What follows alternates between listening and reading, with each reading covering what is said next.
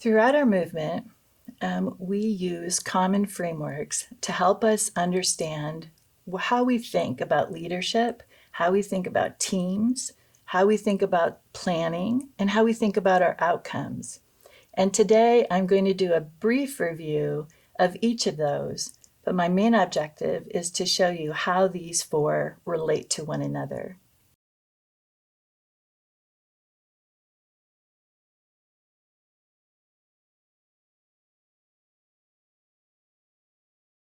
We're going to start with the heart of a leader, because that's where leadership really begins.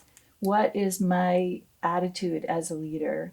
We're looking for humility and a surrender to the Lordship of Christ there, first and foremost.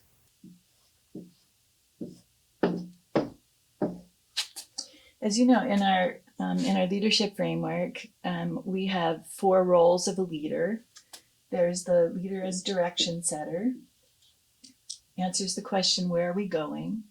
There's the leader as spokesperson, the one who thinks about whose cooperation is necessary in order for us to reach our outcomes. The third is the role of a coach, the one who builds and develops the team and understands what those folks need in order to fulfill this direction. And the role of change agent. Change agent is the one who looks at how are we doing as we live out our mission before the Lord. What progress are we making and what needs to change in order for us to get there? This is our leadership framework. We also talk here about a foundation of stewardship. We also have a framework about teams.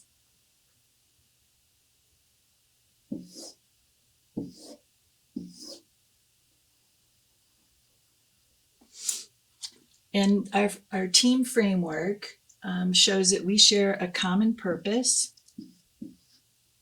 clear roles, accepted leadership, effective processes, solid relationships, and excellent communication. As we move around this framework, there's an increasing level of cooperation so that we can achieve the outcomes that we're looking for. In other words, we're cooperating because we really believe what God has called us to is impossible for us to do by ourselves. So we come together as teams to work together to accomplish more than the individual can accomplish. So right at the center here, we would put our results. We want to achieve more impact than we could individually. Same here as a leader. Where are we headed? We're headed toward our vision and direction that we give. A third way that we work together is using strategic planning. And commonly you might have seen this diagram. This part represents our current reality. I'm just going to say now. This is where we are now. This is our future, where we want to go. And if we were going to capture that vision very simply, we could look at our calling statement as an organization. We want to help fulfill the Great Commission and help the body of Christ do evangelism and discipleship. How are we doing on our way to get there?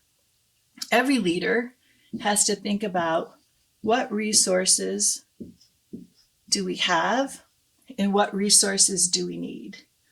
And then every team member needs to be able to find themselves along this plan to see that they are part of the work. So the leader leads the team in setting a plan for the work that God has called us to do.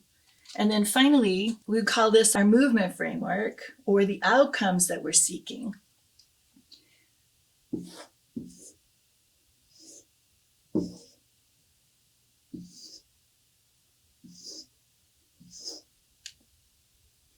And here we're just very simply, I'm going to say, win, build, send. What are the things that we measure? Here we measure new believers, engaged disciples, multiplying disciples, multiplying leaders and resources generated locally, right? What we know about this is that this has to be in the power of the Holy Spirit.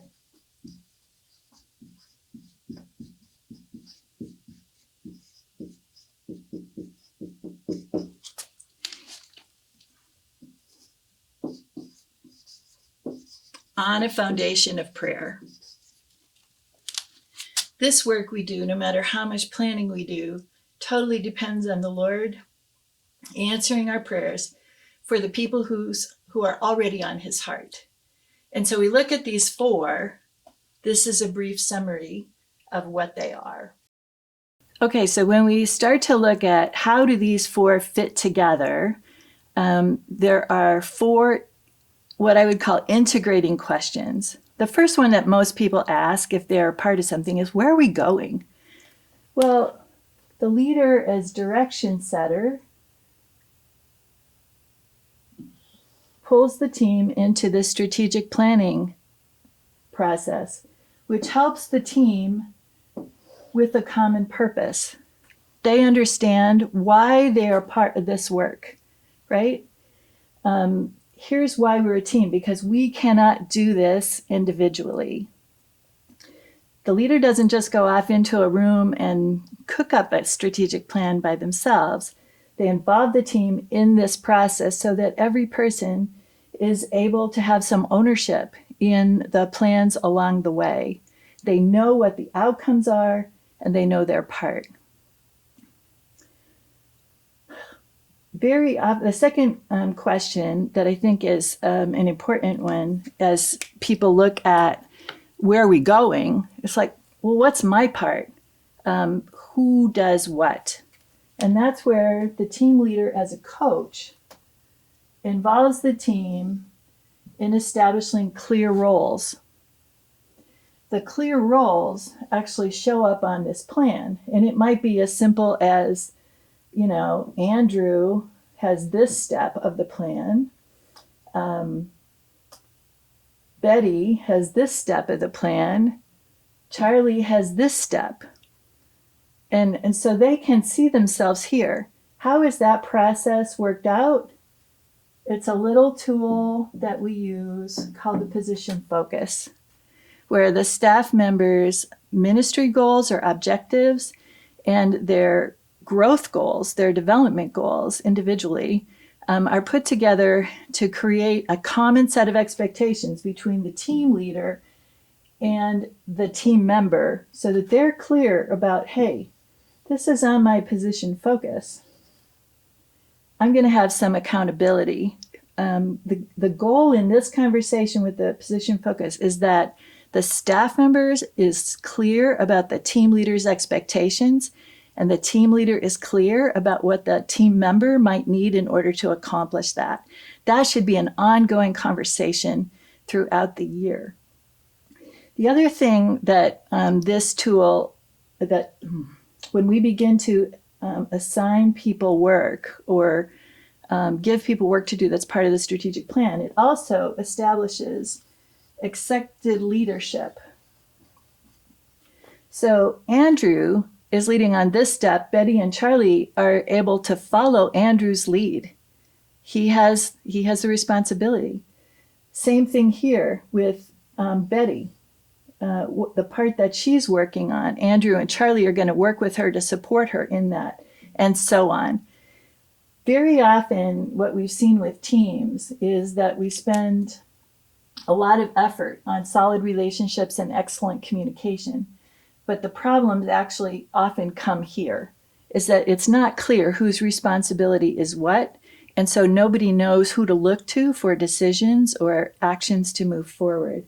So it's important we think about the team leader is living out this role as coach, having these kinds of conversations that clarify ministry objectives and development goals for the person to be clear about their role and for the team to be clear about who's doing what work and how they relate to one another in that process. Third question, a leader needs to look at the resources and go, okay, What resources do we have? And what that relates to the role of the leader as spokesperson. The spokesperson is the one who takes this future, what we're doing, and brings it to people outside the immediate team to say, how can we work together to see this happen? We might see it in the form of raising funds. We might see it in the form of raising volunteers or team members. We might see it in the form of forming a partnership. But that role comes right over here, and it might involve some processes like funding proposals, budget. I'll leave it right there for now because those are the kinds of things that come here, but that relates to effective processes that teams need to engage in. So when we're doing the plan, we actually have to look at how do we allocate resources to that plan? What funds or people or technology or systems are we going to need in order to move forward? When those processes become clear, it enables the team to work together more cohesively. Here, if we were looking at it, we go, okay, we should also think here about our leadership development. Maybe Betty's been doing this same role now for 5 years, and she needs a little bit of a stretch. She's showing more potential than what she's currently able to manage. And an assignment, let's say on this step, might help stretch her. So we want to be not just thinking about finances, but we also want to be thinking about people when we think about effective processes. The fourth question that we're looking at is change agent.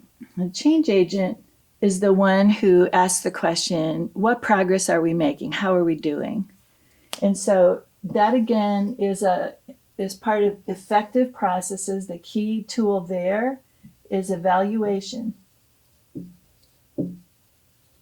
And how do we evaluate? Well, we're going to look at this model right here. How are we doing at winning? How are we doing at building? How are we doing at sending? And what is it that we're learning about the audiences that we're reaching? How do we need to adapt? If the world has changed, as it has in so many places over the past couple of years, where do we need to invest? Where do we need to change our efforts in order to look at a result? And again, we don't undertake that evaluation just as a matter of performance. We're looking at it from the heart of a leader. Because all through this process, we're praying that God will accomplish the future that we want to see, that He is the one. I could say this is a measure, we're going to measure fruit. But we realize we don't produce fruit. God produces fruit. We can measure our efforts and look at, are there ways to adjust our efforts? Those are the 4 key questions. Where are we going? Direction setter, plan, common purpose. Here's our measurement. What are our resources? Money, people. How do we engage them in the work? That's the coach using this specific tool that establishes clear roles and accepted leadership. Everyone should be able to find themselves on a strategic plan. And then finally, we measure the fruit of our work and ask the Lord to show us where it is that we might need to amend our ways, what are the problems we're facing, so that we can continue to move forward toward this vision. One question that seems to pop up these days is, how does the strategic intent play out with these frameworks? And if you look at it, you can see places where they're quite apparent. So if we think of love Jesus and love people, we're coming right over here to the heart of a leader.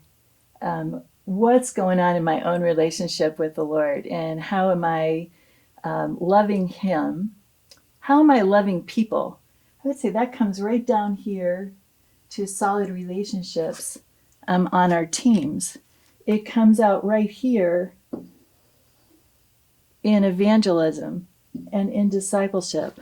How do we work with people in such a way that they experience the love of Jesus in our hearts toward them?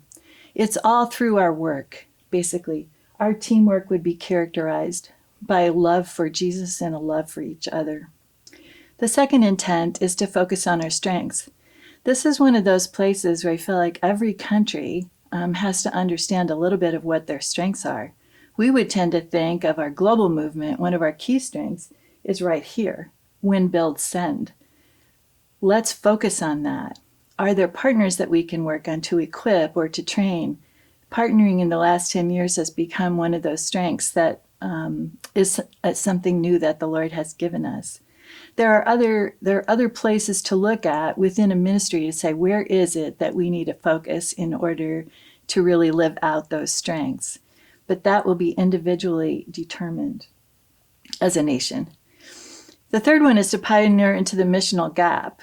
And I kind of go, that shows up right here. Where is the gospel not yet? And those are the places that we need to bring. And how do we continue to move toward that? One of the obvious things that I think we could look at is maybe we've gone as far in our country as we can go as an individual ministry. And now is the time to work together with others to get to those places that we cannot yet reach. The Lord's given us a lot of great tools, resources, and strategies. How can we work together to see his name lifted up in every corner of the world? The fourth is to become a more agile and effective organization. And one of the things I've observed over time is that we get stuck in cycles of we're not going to evaluate until May, for example, or we evaluate every May, we plan every September if you're on an academic calendar year. If we stuck to that schedule, in light of the world events of the last 2 months or over the last 2 years, we would have missed incredible opportunity.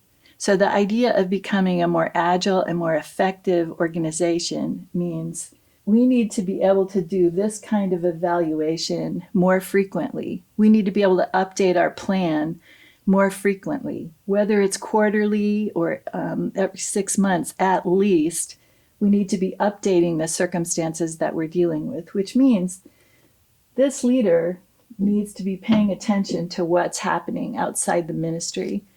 We can't sit back and say our normal means of operation will suffice for the times we live in now. We need to speed it up wisely and soundly. The fifth one is to raise sustainable leadership and funding. And this little box over here with resources requires a little more attention than what we've been giving it in the past. So one of the things that's been true is we can often look at being able to raise money for the aggregate of our work that can then be allocated to countries around the world. One of the things we see with the current situation is that it's not as easy to move funding around as it used to be. And so the idea that we believe that the Lord will raise the resources within every country, there's no reason to doubt that. For some, it may take a while because of the nature of the soil that's there. And for others, it's already a reality.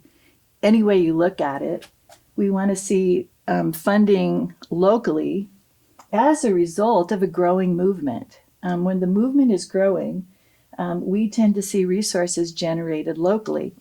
And there's a little line right here,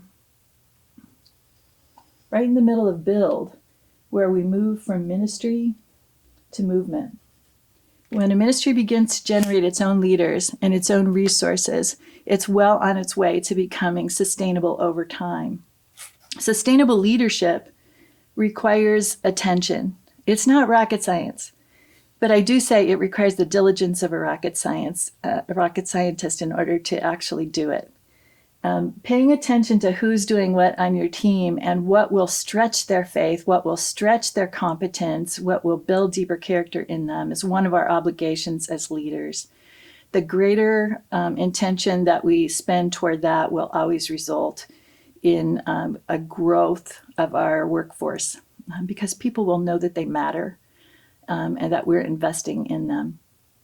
So all that to say, 5 strategic intents, very active among these 4 frameworks, and something we as leaders need to pay attention to as we're leading. So today we've looked at 4 of our core frameworks: how we think about leadership, how we think about teams, how we think about planning, and how we think about our outcomes. Hopefully today you're able to see the connections among the 4. We start with the heart of a leader. We move toward seeing people's lives transformed through Christ. And whether we're doing the strategic planning process or we're thinking about people's roles or looking at where do we get the resources, Lord, all of those are done in a spirit of dependence on the Lord. It's his heart that we want to reflect. And as we lead, we want to do it from that position of being surrendered entirely to him. I hope this has been helpful.